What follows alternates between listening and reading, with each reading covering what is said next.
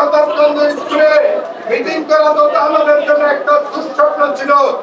সংগ্রামী নেতৃবৃন্দ, আমরা সেই সমস্ত দিনের কথা বলে গেছি, আমাদেরকে সেই সমস্ত দিনের কথা বলতে চলবে না।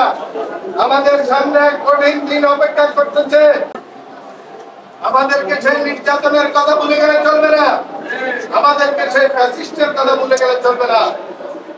এক সাগর রক্তের বিনিময়ে ফ্যাসিস্টকে আমরা এই দেশ থেকে বিতাড়িত করেছি।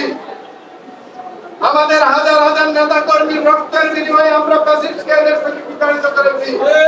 আমাদের হাজার হাজার সহযোদ্ধা পায়ে বন্ধুত্বের বিনিময়ে আমরা ফ্যাসিস্টকে সব থেকে দেশ থেকে বিতাড়িত করেছি। আমরা অতি অল্প সময়ে তাদের কথা ভুলে গেছি। আমরা এখন ক্ষমতা হাজারটি ভাগাভাগির জন্য নিজেরা নিজেদের মধ্যে ভুল বুঝাবুঝি মতানৈক্য করতেছি।